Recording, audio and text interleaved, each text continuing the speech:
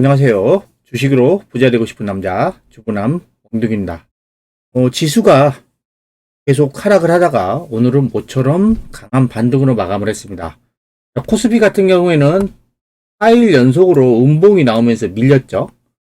하지만 오늘은 1.68% 강하게 상승하면서 마감을 했습니다.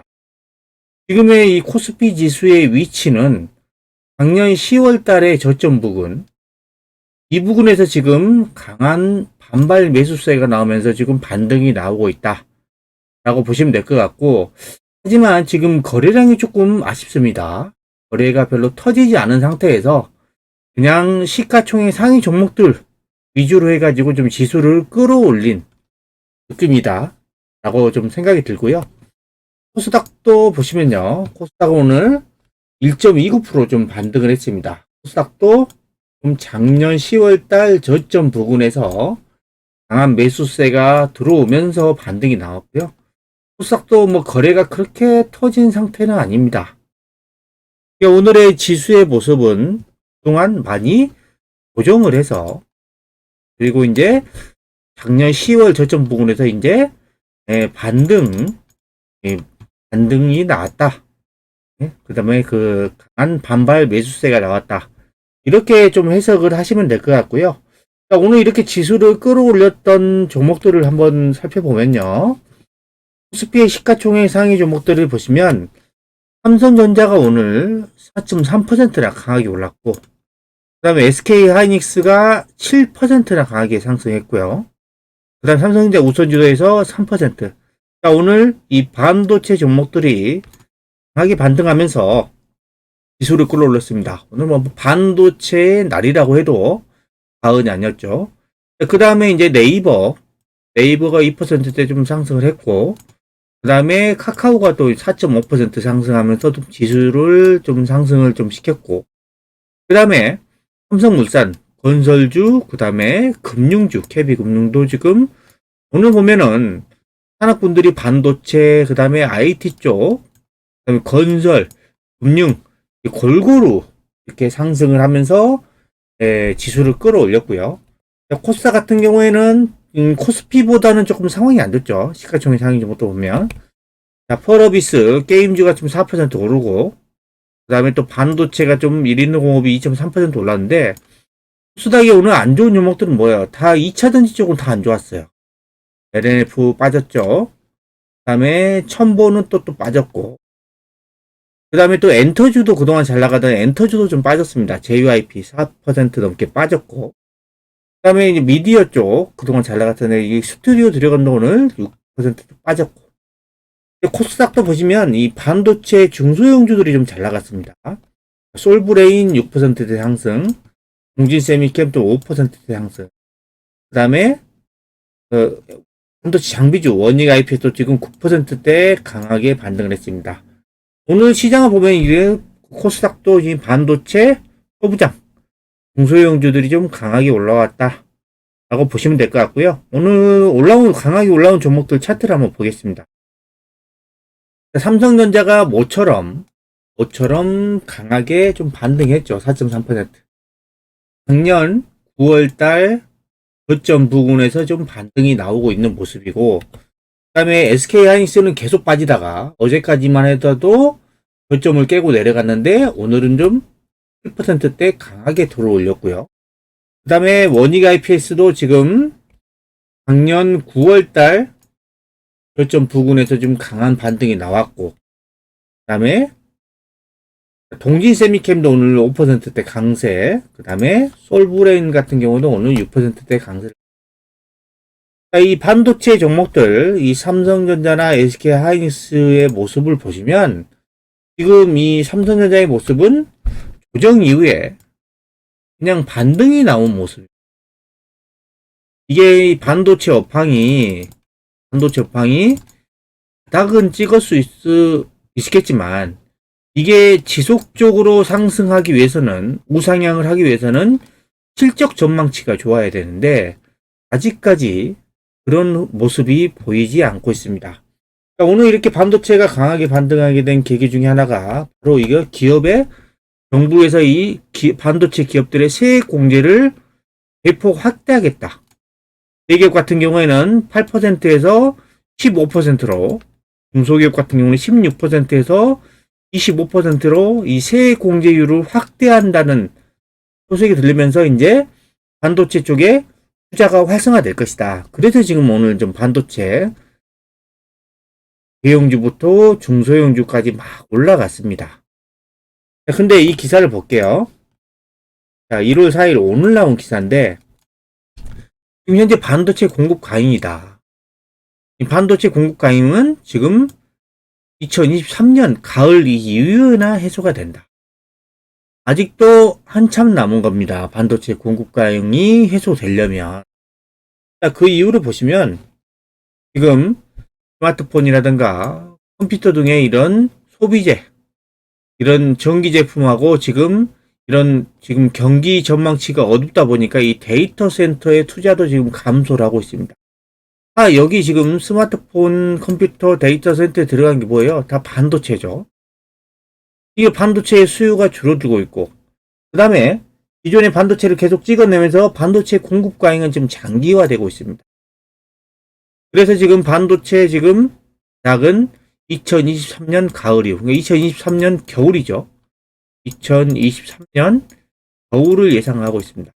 아직도 지금 약을 찍고 올라가려면 최소 10개월 전후는 좀 남아있다 라고 지금 예상을 하고 있고, 메모리 반도체 같은 경우는 작년 후반기부터 지금 공급 과잉으로 돌아섰고요. 그럼 가격도 떨어지고 있습니다. 왜냐하면 수요가 위축되고 있다 보니까 가격도 떨어져서 지금 작년에 9월부터 11월 판매액이 전년 동기 대비 무려 45%나 급감을 했고요. 그 다음에 이제 스마트폰이나 PC용 반도체도 작년 1월에서 9월 시점으로 공급 과잉으로 기울었고, 지금 이제 재고가 조금씩, 재고 소화가 조금씩 진행은 되고 있지만, 지금 스마트폰도 이제 거의 업황 자체가 피크를 찍고, 지금 내년에는 지금 수급 악화가 나올 것으로 예상이 되고 있습니다. PC도 마찬가지고. 그리고 이제 데이터 센터용 반도체도 마찬가지입니다. 이게 지금 IT 대기업들이 투자를 이제 축소를 하고 있죠. 그럼 다 수요가 둔화가 되고 있는 거고, 지금 이 공급 과잉이 올해 1월에서 3월까지는 다서 계속 공급 과잉이 될 것으로 예상이 되고 있습니다. 그래서 이렇게 공급 과잉이고 지금 반도체 가격이 떨어지고 있어서 미국의 마이크론, 일본의 키오시아 등은 지금 재고를 조정을 하고 있습니다. 그리고 작년 10월 이후에 이제 대형 감산에 들어갔지만 여전히 지금 수요 감소를 따라가지를 못하고 있고요. 반도체 재고도 커지고 있습니다. 삼성전자하고 SK 하이닉스도 지금 이따 보여드리겠지만 반도체 재고 자산이 크게 늘어나고 있습니다. 반면에 이 자동차 쪽하고 산업용 반도체는 수급이 어렵다고 합니다. 아직도 이제 쇼티지, 공급 부족 사태인데, 이 차량용 반도체는 올해 내내 공급 부족할 것이다 라고 전망을 하고 있고, 내년 정도 돼야 부품 공급이 정상화될 것이다 라고 예측을 하고 있고요. 지금 이 세계 경기의 둔화가 지금 강해지고 있습니다. 올해 전망치가 작년에 비해서 상당히 더 안 좋은 상황입니다. 그래서 이 재고 소화에 시간이 많이 걸릴 것이고, 그로 인해서 이 반도체 시황 여풍이 더 강해질 수도 있다 라는 이런 그 반도체 악재가 여전히 남아있고요. 그 다음에 이 반도체 재고 자산 볼게요. 삼성전자 DS 부분, 반도체 부분하고 SK 하이닉스의 재고 자산입니다. 2021년 말만 하더라도 삼성전자의 반도체 재고 자산은 16조 대였는데요. 작년 9월 말 이 재고 자산이 얼마 늘어나냐면 26조 대로 무려 재고 자산이 10조가 급증했죠. 10조. 엄청나게 급증을 했죠. SK 하이닉스도 보시면 2022년 말에 8조 대였는데 2022년 9월 말에 14조 대로 늘어나면서 SK 하이닉스도 재고 자산이 6조가 급증했습니다. 재고가 왜 이렇게 늘어나요? 재고가 수요가 위축되고 감소되기 때문에 물건이 안 팔리는 거예요. 반도체가. 그래서 계속 물건을 생산하면서 계속 쌓아나가고 있다는 소리입니다. 지금 반도체 업황이 지금 아직도 계속 올해 상반기까지 그닥 좋은 상황이 아니고 내년도 하반기, 가을이 지나야지 이 반도체 업황이 좋아질 수 있다라는 내용이고요.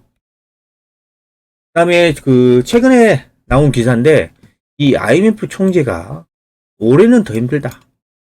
작년에도 지금 왜 힘들었어요? 경기가 위축됐고, 그 다음에 고금리, 고환율, 그 다음에 고물가, 이 3고 때문에 작년에도 어려웠는데, 올해는 더 힘들다고 합니다. 세계 경제의 3분의 1이 지금 경기 침체 타격을 받을 것이다. 라고 이야기를 했는데요. 지금 미국, 중국, 유럽연합, 이 G3죠. G3의 이제 경기 둔화가 올해는 거의 뭐 확정적이죠. 지금 올해는 작년보다 더 힘든 한 해가 될 것이다라고 하고 EU의 절반이 침체에 빠진다고 합니다. 그래서 세계 경제의 3분의 1이 경기 침체를 겪을 것이다.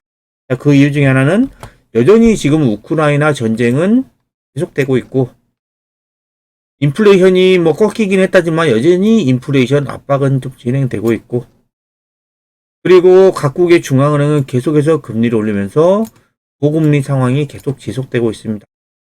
이 고금리가 지속되면서 지금 특히 어떤 종목들이 타격을 많이 받고 있죠? 상주, 테슬라 급나가는 거 보셨죠? 전기차 쪽.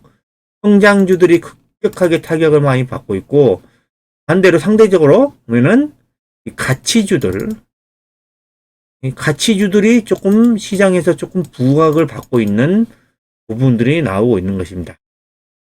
그리고요, 지금 이 필라델피아 반도체 지수도 보시면, 작년 고점 대비해서 작년 10월 달에 고점 대비 44%가 빠졌고요. 지금도 좀 반등을 조금 하긴 했지만 여전히 고점 대비해서 마이너스 30%입니다. 지금 앞으로의 이 반도체 업황을 전망을 했을 때도 지금 이 반도체가 바닥에서 일정 기간 반등은 나오고 있지만 이게 계속해서 우상향할 수 있는 그런 업황은 아니라는 거죠. 제가 볼 때는 오늘 이렇게 반도체 쪽이 강하게 반등을 했지만 이거는 낙폭과대 반등이다. 아직은 바닥은 찍었다고 할 수 있겠지만 그래서 계속 강하게 올라가기는 쉽지 않다 라고 생각을 하고 있습니다. 그래서 이 낙폭 과대주들은 아직은 조금 조심하고 속지 말아야 되고요. 저는 여전히 여러분들에게 계속 말씀드렸던 이 대한유화 오늘 좀 빠졌죠. 이게 대형 낙폭 과대주들로 좀 시장의 자금들이 몰리면서 근데 이 종목은 지금 최근에 강한 반등 이후에 그냥 박스권 행보하고 있어요. 얼마 빠지지도 않고 있습니다. 그렇죠? 잘 버텨주고 있고 그 다음에 호텔신라도 어때요? 최근에 강하게 반등 이후에 지금 약간 조정하고 있어요. 약간 조정. 호텔신라도 여러분들에게 말씀드렸죠. 실적 전망치가 괜찮습니다. 작년에 영업이익이 1155억이었는데 올해는 지금 영업이익 1000억 정도 급증하는 2250억 정도 예상. 코로나 이전에 2018년도에 2000억, 그 다음에 2019년도에 거의 3000억 가까이 찍었는데, 지금 코로나 이전에 영업이익을 지금 회복을 할 것으로 예상이 됩니다, 올해. 그러다 보니까 지금 호텔신라가 최근에 강하게 올라가고 있는 거예요. 이거는 지금 업황이 턴 어라운드 하고 있다는 겁니다. 아까 대한유화도 마찬가지로 실적 전망치를 보시면요. 작년에는 적자였어요. 1600억대. 그러다 보니까 이제 오랫동안 주가가 조정을 했는데, 올해는 어때요? 750억 흑자 예상하고 있어요. 750억. 실적이 턴 어라운드 한단 말이에요. 그래서 주가가 최근에 강하게 올라갔다가 지금은 조금 조정을 하고 있다는 것이죠. 그리고 현대일렉트릭. 이 종목 여러분들에게 정말 많이 말씀드린 종목입니다. 이 종목도 최근에 좀 빠졌습니다. 어제까지 좀 빠지다가 오늘은 이런 반도체라든가 낙폭과대주로 돈이 몰리면서 이 종목이 오늘 3.98% 4% 정도 빠졌어요. 오늘 빠지면서 지금 이 분홍색선 올라온 선이 60일 이동 평균선입니다. 여기까지 내려왔습니다. 여기서 좀 지지받고 좀 올라왔어요. 과거에도 보면 작년 9월에도 이 60일 이동 평균선에서 반등이 나왔고, 그 다음에 작년 10월에도 60일 이동 평균선. 그렇죠? 자, 지금 이 60일 이동 평균선에서는 이제 반등이 나오는 부분이. 자, 그래서 현대 일렉트릭 같은 경우에는 여전히 추세가 상당 괜찮은 부분이에요. 지금은 좀 조정을 하고 있습니다. 과거에도 작년에도 보면은 5월부터 7월까지 이렇게 조정을 했고, 그 다음에 작년 8월, 9월하고 10월 이렇게 조정을 했고, 그리고 지금 작년 11월 달부터도 지금 조정을 하고 있습니다. 이 조정 이후에 지수가, 이 종목이 주가가 밀릴 것이냐, 아니면 위로 갈 것이냐, 이제 앞으로 실적 전망치를 보면 되겠죠. 현대 일렉트릭은 작년에 영업이익이 지금 1200억대를 기록하면서 재작년 비해서 영업이익이 엄청나게 급증을 했고요.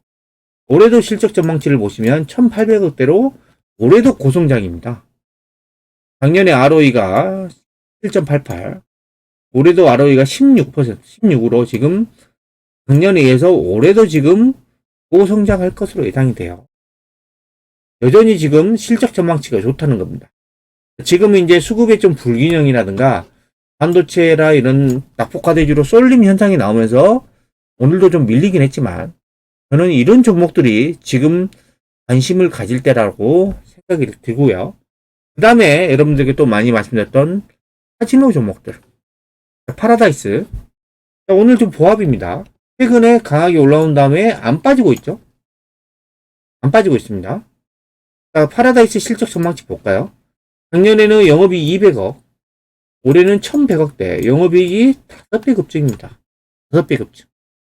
또 내년에도 좋아요, 지금 예상치가. 그래서 지금 이 카지노 종목들은 지금 실적이 강력하게 턴어라운드를 하고 있다 라는 거고, 그 다음에 또 말씀드린 GKL. GKL이 이제 파라다이스보다 좀 더 강한데, 이 종목은 좀 조정을 했지만, 최근에 주가 흐름 어때요? 안 빠지죠? 조정하더라도 얼마 하지도 않습니다. GKL의 실적 전망치를 보시면, 작년에는 141억 적자였어요. 재작년에 비해서 뭐 적자 규모는 좀 10분의 1로 줄었습니다. 그리고 올해는 실적 전망치가 898억, 거의 900억대입니다. 코로나 이전 2019년도에 968억이었는데 거의 올해는 코로나 이전을 회복할 것으로 예상이 돼요. 그러다 보니까 주가가 최근에 좀 강하게 올라오고 있고 지금 조정이 좀 약하다는 것입니다. 이런 종목들을 여러분들이 지금 주목을 하셔야 된다. 지금 이 낙폭과대주가 지속적으로 우상향하기 위해서는 실적이 지금 올해 실적 전망치가 고성장을 해야 되는데 아직 그런 모습이 안 보입니다.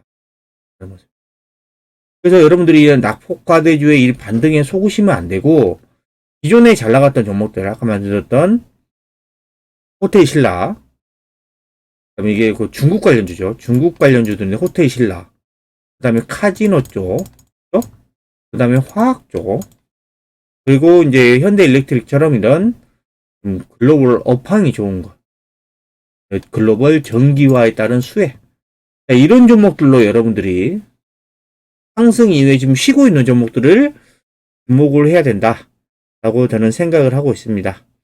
지금까지 낙폭과대 반등에 속지 마세요라는 내용을 설명해 드렸는데요. 영상이 마음에 드셨다면 구독, 좋아요, 알림 설정 부탁드립니다.